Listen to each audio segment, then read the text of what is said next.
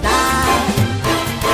今宵离别后，何日君再来？喝完了这杯清清点小菜，人生难得几回醉，不还更何待？来来来，喝完这杯再说吧。今宵离别后，何日君再来？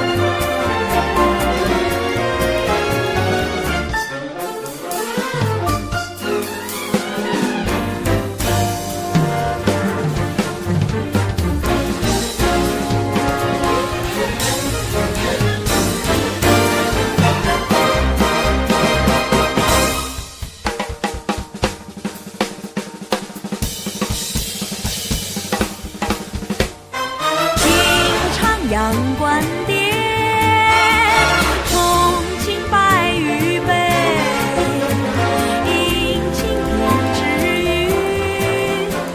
牢牢抚襟怀。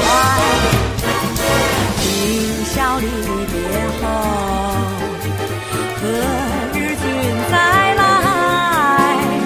喝完了这杯清清点小菜，人生难得几回几回醉，不还更何待？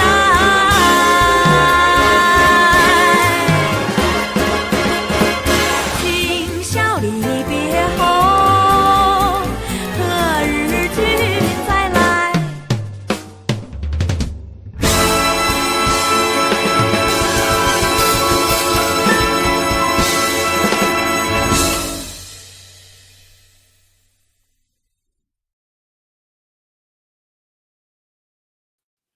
Hello, ladies and gentlemen. I had some technical difficulties on my first go around, so let's hope this ends up being a lot better. So, have not been in a review game in a minute, a lot longer for my taste. A lot longer for my taste. Yes, not happy with myself, honestly. I feel a little annoyed that I have not gotten back into intricate reviewing. I feel like I'm a hypocrite because I like to call out people for their bullshit and call out all these channels for not doing good content. And here I am not actually providing smart content and smart commentary. So let's talk about it. Now, I could say I have an excuse with spending all this time with, Supersonic Warrior trying to hype up and do things for Sonic 3, but that time has passed. Sonic 3 is comfortably on digital. You can watch it at home. We have passed that threshold. It is now a movie that kind of we've done all we can for. So let's talk about and get back to reviewing. Crazy Rich Asians is on the docket for me. I want to do Shang-Chi next, but I just don't know when. So let's talk about Crazy Rich Asians. Crazy Rich Asians is one of my favorite movies in the last 20 years. Okay, it's a phenomenal. First of all, let me just get through the cast list, okay? Let's put, and I will. I am that guy that pulls up his IMDb. I can't remember. I know Constance Wu, Henry Golding, even Ken Jeong, Aquafina, Michelle Yeoh. Yeah, I know a lot of the cast. Of course, Gemma Chan, but I have to make sure Eddie's dumbass. I have to make sure that I actually get this all right and in order, and I want to make sure I get everything done the way it needs to be done correctly. This movie premiered in 2018. It is one of it's I will talk the Oscar issue in a minute, but whatever. This is one of my favorite movies for a variety of reasons. I've only watched it like a few times, really two times. That's crazy, right? One of my favorite. The reason I haven't watched it much is I have a whole shitload backload of movies. So understand, it's hard for me. but I've recently just watched it, and my God, how much I fell in love with this movie all over again. So, starring Constance Wu, Henry Golding, Michelle Yeoh, Gemma Chan, Lisa Liu, Aquafina, Harry Shum Jr., Ken Jeong, Sonoyo Misuno. I am sorry if I butchered that on every level. I apologize. Chris Pang, Jimmy O Yang. Fuck you, Jimmy. Ronnie Chang. Fuck you, Ronnie. Interior Chinatown. I would suggest you all watch it. It is absolutely fucking phenomenal. Remy He. I apologize. Nico Santos. Mateo, get back to work. I'm sorry. It's an instinct for me to yell at Mateo for no apparent fucking reason on Superstore. Jing Lucy, Carmen Sol. I'm getting into the weeds here. I'm not getting the whole cast, but you guys pretty much got it. The big ensemble cast. It is, I think, the largest ensemble cast of all, of all Asian actors and actresses, and possibly ever. I actually think it is an absolute achievement just on that standpoint.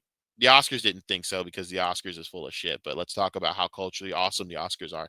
So, anyways, this movie is kind of like Cinderella, rags to riches, if you want to look at it like that. I think it's more of just, I think, a talk on classism, cultural identity, and fitting in versus just that type of mindset. It's not even much of just a romantic comedy to me, as much as it does have its romantic part to it. Of course, the romance is the big crux, if you will, the unit, like the thing that takes it all home, the unifying lightning rod.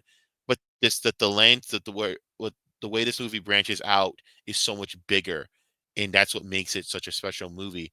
By the way, this is based on a New York Times bestseller, so you know. So so basically, this is a movie about a woman named Rachel Chu who has been in a year-long plus relationship with her boyfriend Nick Young. So I'm going to talk about how this movie starts out.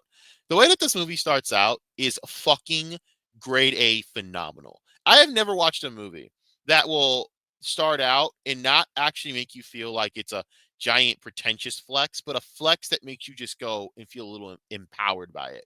Granted, these are very rich fucking people involved in this, but this is empowering in a way. See, I talk about the reason I don't like modern Hollywood with the way they talk about feminism, it's done in a way to antagonize people, right? It's almost done to antagonize viewers, in my opinion, with some of these movies and some of these dialects and some of these projects. Let's antagonize people. Let's just, you know, antagonize and try and piss people off and take shots. No, no, no. This is empowerment. I feel empowered by this.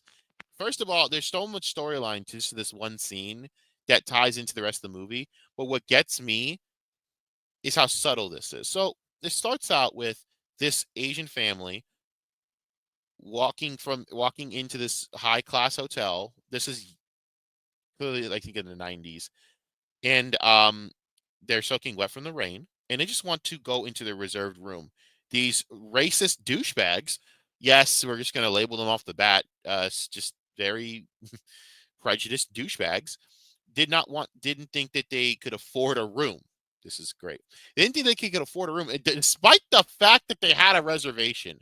And they like check the logs. They say, "Oh, that we're not on there." And I'm just thinking, you motherfuckers are really bullshitting this, because they don't think that the name Young. They don't think, "Oh, an Asian fan with the name Young, they can afford this." Bullshit. I'm sorry, this isn't you. Are you kidding me? So Michelle Yeoh's character, I should actually understand the names. My bad. Eleanor Young, Auntie Eleanor. Sorry, I forget sometimes to. I have ADHD, so with names I have to keep this constant list on me, even though have a very vivid memory of this movie. So Auntie Eleanor decides to make a phone call. There's another Asian woman in the room. I could not figure out her name or her role into it. I don't even know if she reoccurred in the movie, to be honest with you. I was so wrapped up in everything else in the movie with the beauty of it. She's just sitting there making snide comments like, these fucking idiots here. And you just know it's building to something crazy. But it's subtle. So she calls, and she calls her husband. And down comes, randomly, the fucking owner of the hotel, or should I say former owner of the hotel, who is good friends with the Young family. And he's like, "No, you show them to their room. What the fuck is this shit?" He goes, "Oh, sorry, sir. I mean, I know you do own this hotel." He's like, "No, I don't own this hotel anymore. I sold this bitch." to the Youngs. Congratulations, the women you just insulted now own you. That was a very empowering flex because you, based on their skin color and how they looked, you didn't think that they were a legit rich ass family. And this will play into the movie so well in terms of people losing their way. But we'll get into that. And that's what made me fall in love with Auntie Eleanor, by the way, as that character, that fighting character. Like, I'm not gonna take no shit from you. I don't care, money or not, I will not take no shit from you. That's a fighter.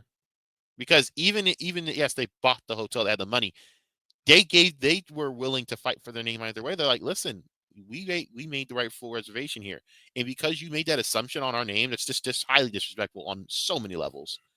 This movie after that starts into a scene in kind of a poker scene almost, which is just basically a take on human psychology, if anything, which we'll play later into the film. Yes, I know, very very predictable, but still fun. Rachel Chu basically clowns this dorky student that doesn't know how to do poker. Blah blah blah. Talking about psychology. I'm not into the psychology talk until later. We'll get into that, or I might not. I don't freaking know. There's so much to talk about. So one thing you notice that I noticed through like watching this movie, I noticed just how the transitions. It went from 1 to 100 in a subtle way that you didn't realize. So basically, Henry Golding. By the way, I apologize to Henry Golding. You are not the reason I hate Snake Eyes on every conceivable level. It wasn't your fault, Henry. They never should have put you in that position to be Snake Eyes, because Snake Eyes is a blind white guy. I'm sorry. I'm sorry, not blind. He's not a blind white guy. He's a he doesn't talk. He's tone deaf. He doesn't say shit. He took a vow of silence. I'm sorry to Henry Golding. It was your fault. Okay, I'm done with that. Henry Golding just standing right there waiting for his girlfriend. I say Henry Golding, but it's Nick Young. I don't like saying Nick Young because I keep thinking of the dumb basketball players who I vehemently have like a contempt for. But Nick's just standing there waiting for his girl, and she goes up, and you can see they're very much in love. They have a good relationship. They're sitting in a bar. The chemistry is off the charts. By the way, can I just say this? I know that a lot of people have issues with Constance Wu because they think she's kind of a. I get it, but you cannot tell me. People said that she was like not great in this movie. She was kind of like like kind of flat in this movie. Bullshit. Constance Wu killed it in this movie. Yes, granted there was phenomenal performances everywhere, but to tell me that she was flat in this movie and that there wasn't chemistry here, I don't know what the fuck you guys are watching, because I just think that's a lot of like recency bias for someone coming out versus actually saying anything that has any legit merit, because that's just bullshit. I didn't think it at the time then, and I certainly do not think it now. She held her own here, guys. She pulled her weight, if you will. Um, but you could tell there's chemistry between Nick Young and Rachel Chu. I can tell that it's very much a very very united front in a way. Like they almost finish each other's sentences. You could tell their chemistry is on point. They're in love.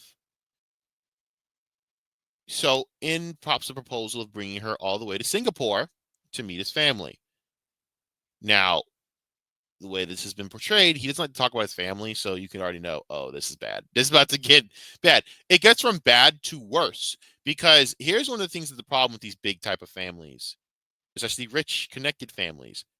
Everyone's always up in your goddamn business, so some random Asian woman just walking through happens to know Nick Young, apparently, takes a snide picture, because that's all it takes, and they say that just starts a domino effect of everyone seeing who Rachel Chu is, and then getting into Rachel Chu's business, and then getting into her accounts, doing all this shit, and it's just, and already making all these horrible prejudgments because she's not one of them, and that again comes to the classism aspect of this whole thing, but we'll get into that.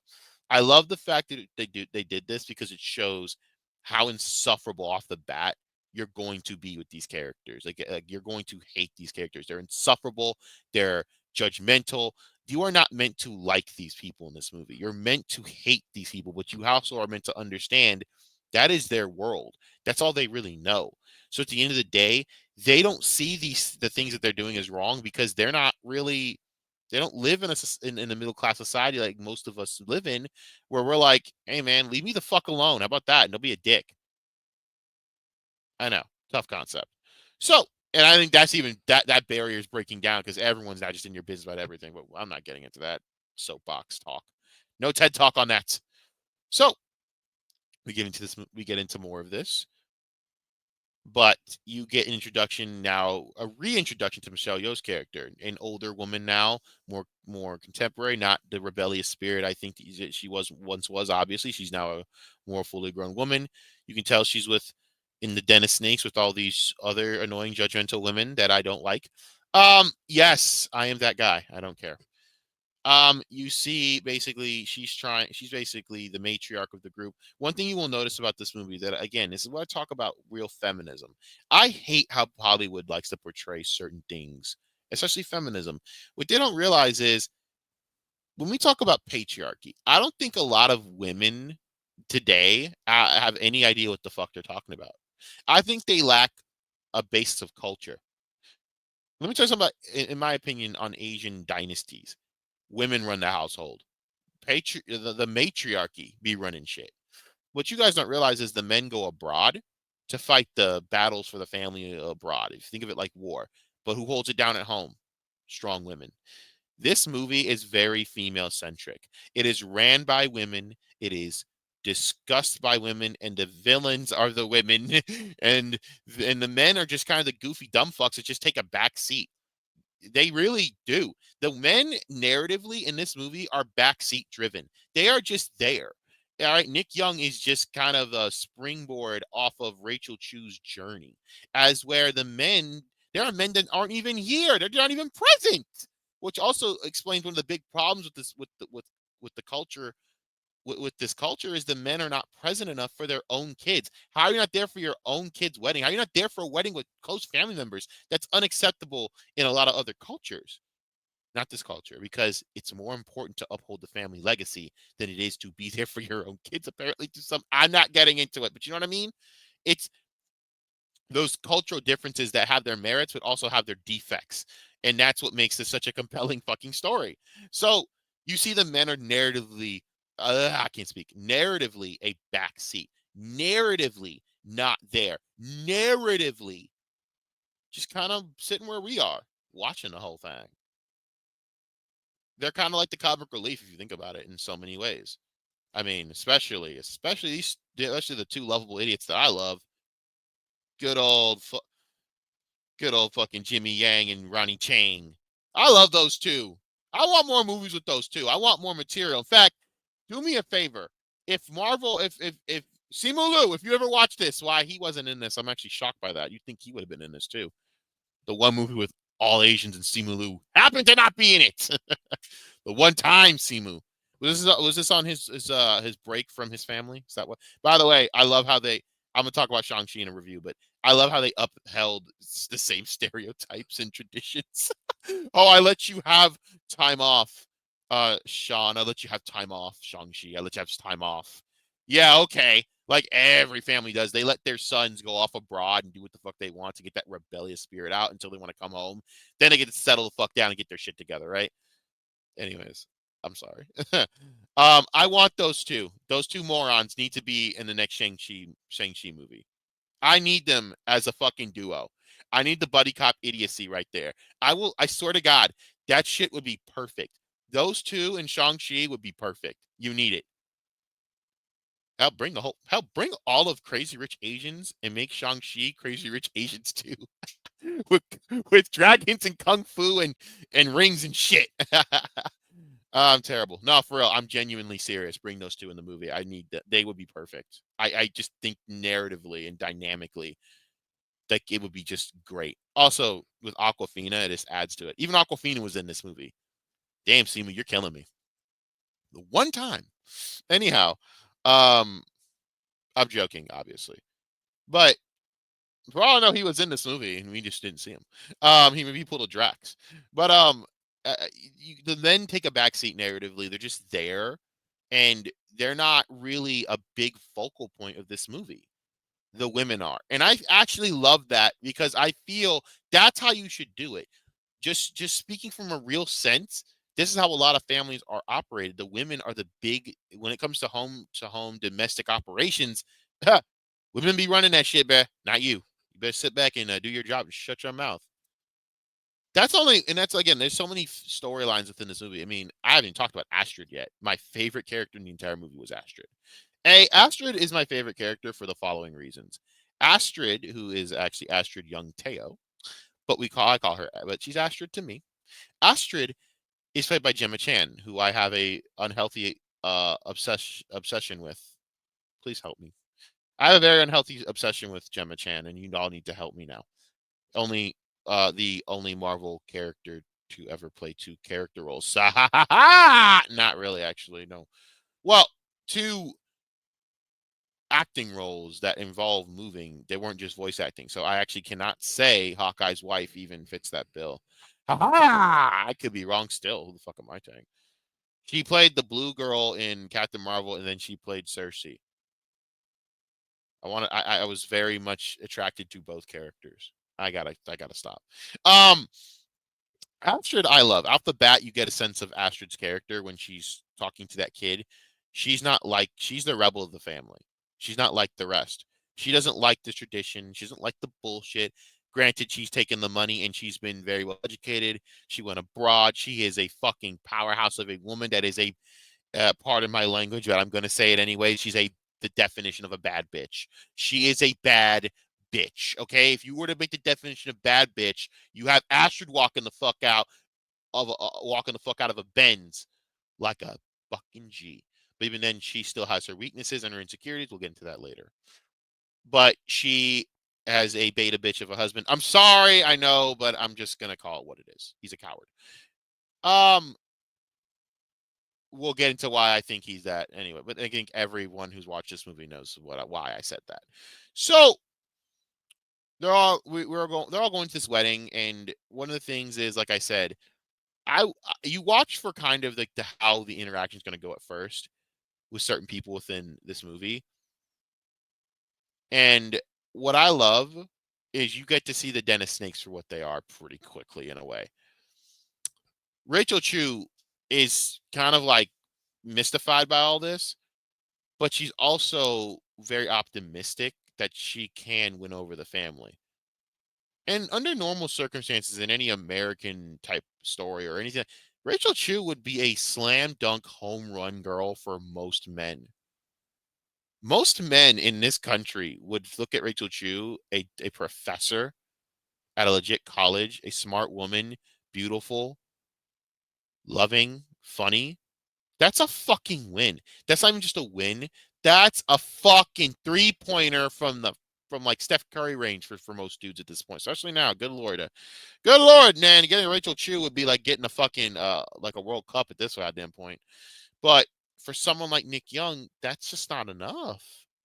That's not Nick Young thinking that narratively. That is the family. You need a queen. You need a power. You need a woman that represents the family well. You need a model. You need something that just hits it right. Unfortunately, Rachel just doesn't fit the bill. And then there's other family issues that I will also get into later. But what you get a sense for is the Dennis Snakes going on. You know, a lot of the interactions in this movie that I saw, there was an underlying tension, especially between Michelle Yeoh's character, Auntie Eleanor, and Rachel Chu. There is a tension that you could cut with a piece of glass. By the way, how fitting is it that Michelle Yeoh played this character, upholding patriarchal stereotypes and matriarchal traditions? Then she goes to Shang-Chi and she's completely the opposite. She's like, we're all equals here. I'm like, bitch, where the hell was that in Crazy Rich Asians? I'm sorry. I was screaming at first. I was watching this. I'm like, where the fuck was this in Crazy Rich Asians, you hater? I love Michelle Yeoh, by the way. One of my favorite. I don't think I've talked about workhorses enough, but she is a work fucking horse.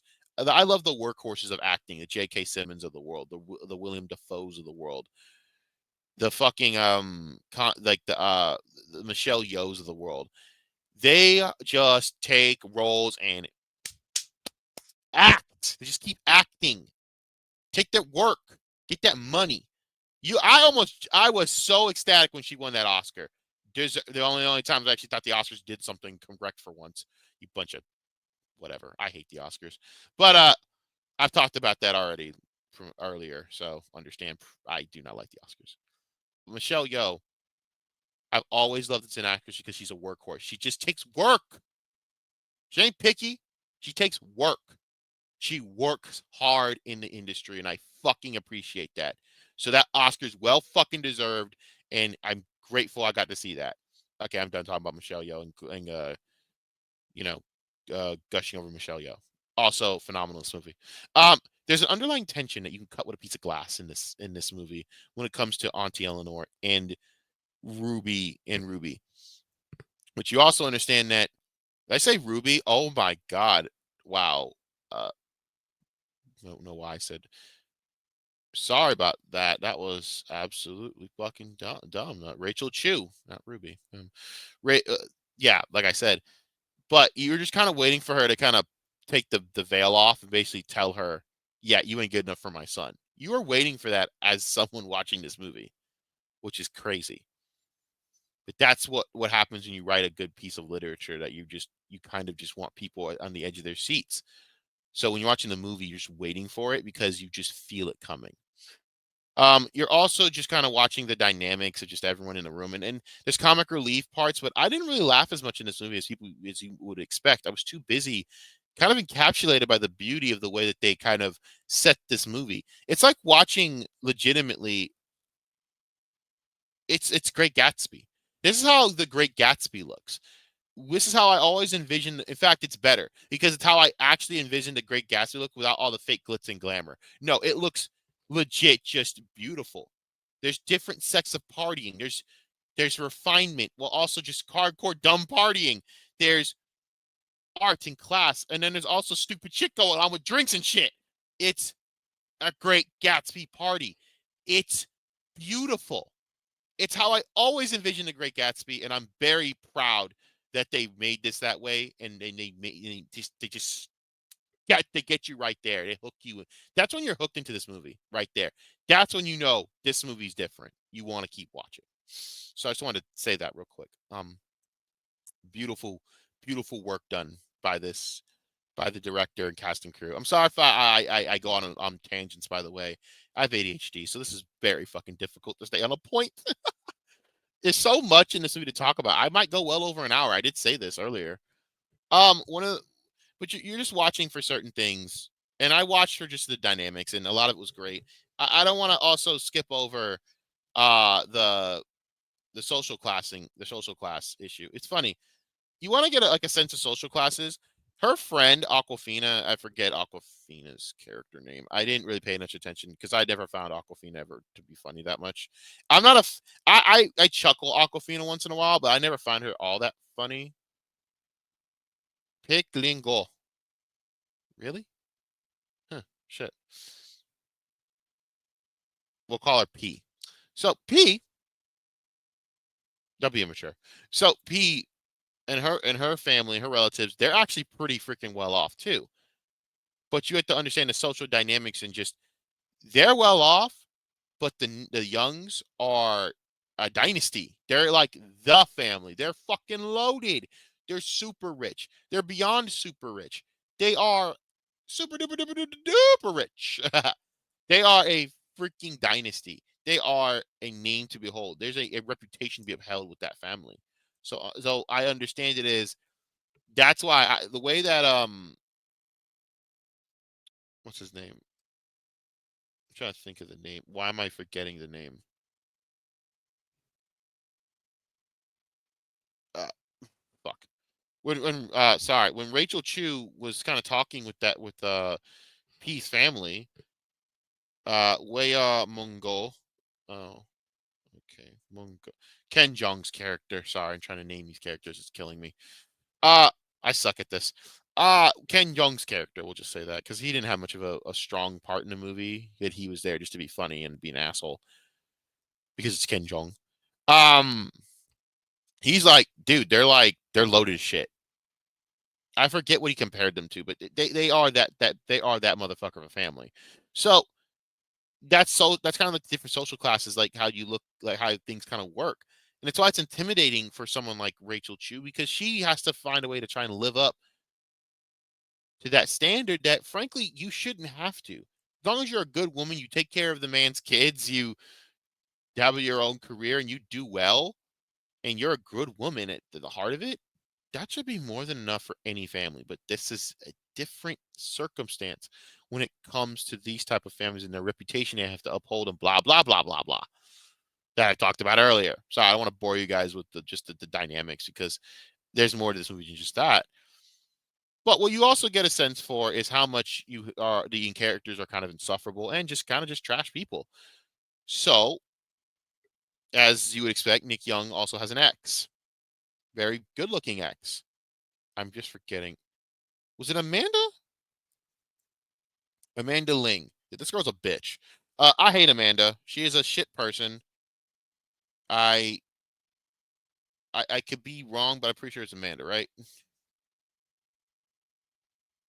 No, not. Thank you. Do not search. What the fuck am I looking at? No. No, it was Francesca Shaw. My apologies. Oh, it's Francesca, not Amanda. My bad. My bad, Amanda. Right, that's who it was. I forget sometimes with these character names. Again, I'm telling you, man, my ADHD sucks. Francesca Lang, she was a bitch. I could not stand her in every freaking way, but that was the whole point. And this, I think, was something that everyone wanted to do, was push her out. Once again, the Dennis Snakes that is this family, this giant extended family or whatever, they're very much so just evil and devious. And I do believe this, that the family wanted Francesca and Nick Young to be a thing. They wanted them to be a family, be an item, because that would have been acceptable in the eyes of the image of that family. But because Nick Young is clearly different from a lot of people in this family due to his mother, what people don't realize is the irony in all this is uh, is Auntie Eleanor lost her way of being a fighter, but that's what made Nick into what he is, to find a woman that's just a good woman like Rachel Chu, because Rachel Chu is like Auntie Eleanor, a fighter, self-respect. I'm not what you expected for your family. I don't fit your family tree. But here's the best part about this. And this is kind of the irony of why I find Auntie Eleanor's character to be so maddening, but I understand it's losing your way and trying to fit the image of someone that frankly just doesn't look at you like strongly, because of the traditions and how much it matters, which I think is bullshit. You have to do that.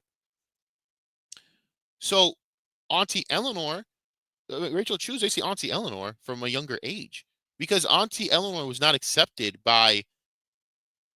um by the by her husband's mom, by her grandma-in-law. Ama, really? That's the dog. Ama.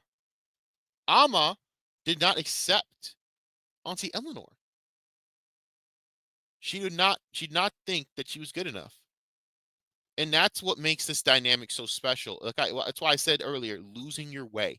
Auntie Eleanor was a bad bitch. Okay, I'm just gonna frankly say it. You walk into a hotel, get disrespected, you buy the fucking hotel. That's just fucking savage. She's a fighter. No disrespect. But over the years, she lost her way due to maybe comfort or just being ingrained into this society. She forgot what made her her, and that's why her son's just a good person, and that's because of her. That's what that's what the dynamic is, and why he went for someone like Rachel Chu is because Rachel Chu is a good woman. At the heart of it, Rachel Chu isn't a elite snob cheating bitch like someone. I don't know if she cheated. I just wanted to say that because I hate that woman. I do not like her. I hate your face, Francesca. Francesca's just god level beautiful. By the way, I'm just joking. No, that woman's just gorgeous. I'm just saying that for the fun of it. I just like seeing a dick. Okay, I don't like that woman. That's how good this movie is. She did her job really well. But as you can tell, the shit they did to Rachel was completely uncalled for. They threw a bunch of squid into the bed. They literally wrote in murderer blood, "Go home. You aren't welcome here." Blah blah blah. And Rachel said, and this is what I love about Astrid's character. The one that had Rachel's back was Astrid, because Astrid hated this whole dynamic. She hated all of this. That's why she would constantly talk back. She was the rebel of the family. And that's what makes this such a great dynamic. And that's why they both kind of became. But the thing is, and I will go into this later, it's funny. She was the rebel of the family, but Astrid was still, because of the cultural dynamics, because of the way things are, and because of her own issues and insecurities, she was weak. Rachel Chu inspired her not to be. Crazy enough. Which makes this such a great movie, is how everything went together so well at the end. I don't want to kind of spoil it for you guys. I want you guys to watch this movie. The reason I bring a lot of this up is because I want you to watch the movie. But man, there's one scene from Astrid that makes me just get out of my seat and I almost clap. I'm not gonna spoil it, but it's so good. How I'd rate this movie, I'd rate it a fucking 10 out of 10. It's actually the perfect movie. No, I'm not lying. I don't give many perfect scores out unless it's like Country, No Country for Old Men, or mid 90s. Yes, I said mid 90s.